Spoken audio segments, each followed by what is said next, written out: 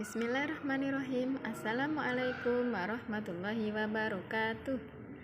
Apa kabar hari ini, salih-salihah semua? Semoga kita semua dalam keadaan baik dan sehat ya. Ya, mari kita mulai pembelajaran pagi hari ini dengan membaca basmalah bersama. Bismillahirrahmanirrahim. Oke, Bu Guru ingatkan lagi, setiap kali sebelum belajar pastikan kita sudah mandi dulu, gosok gigi, sarapan, kemudian sholat duha 2 rakaat. Oke. Kali ini kita belajar bahasa Indonesia tentang wujud benda. Kemarin kita sudah belajar tentang benda-benda yang ada di sekitar kita. Kita sudah bisa menyebutkan, nah contohnya yang kemarin ada pintu, ada jendela, ada jam dinding, ada botol minum, ada pensil, ada buku, dan lain-lain.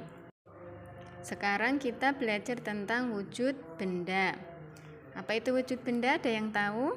Ya, wujud benda itu adalah bentuk benda. Solih-solihah bisa perhatikan gambar di depan kita. Berdasarkan wujudnya atau bentuknya, benda dibedakan menjadi 3. Ayo, siapa tahu apa aja itu? Nah, kita lihat di kolom wujud benda. Wujud benda dibedakan menjadi 3. Yang pertama ada benda padat, pintar. Yang kedua, benda cair. Oke, yang ketiga, benda gas.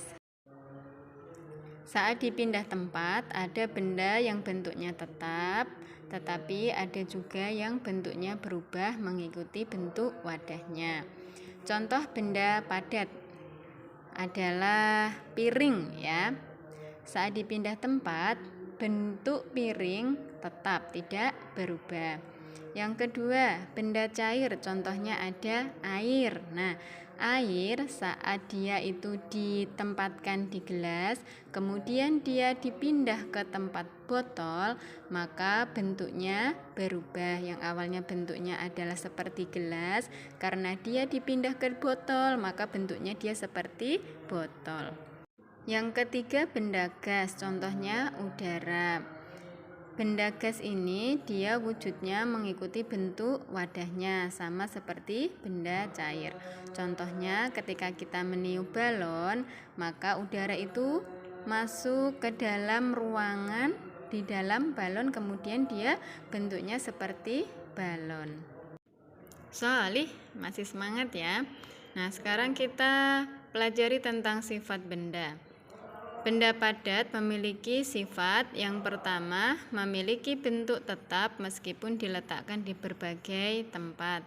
Contohnya piring, bila ditempatkan di atas meja dia bentuknya tetap piring, ditaruh di lantai dia bentuknya juga tetap piring.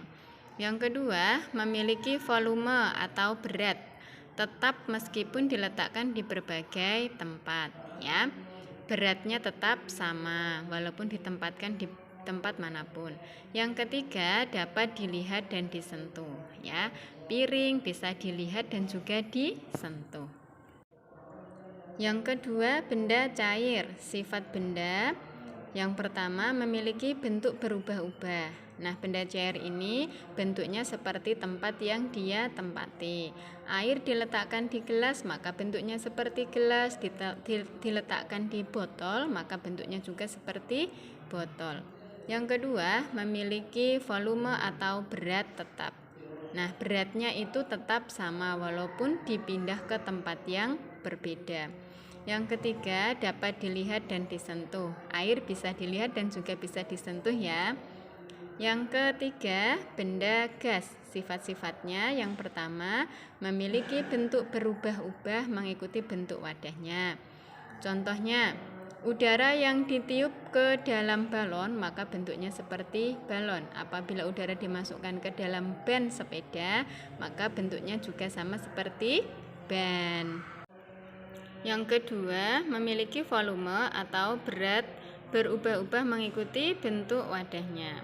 Volume benda gas mengikuti bentuk wadahnya jika wadahnya itu kecil, maka volumenya dia akan semakin kecil. Jika wadahnya itu besar, maka volume yang udara yang ada di dalamnya pun akan semakin besar. Yang ketiga, tidak dapat dilihat dan disentuh. Udara dan angin kita tidak dapat melihatnya dan tidak dapat menyentuhnya, tapi kita bisa merasakannya. Alhamdulillah, untuk pembelajaran hari ini cukup sampai di sini dulu tentang sifat-sifat wujud benda.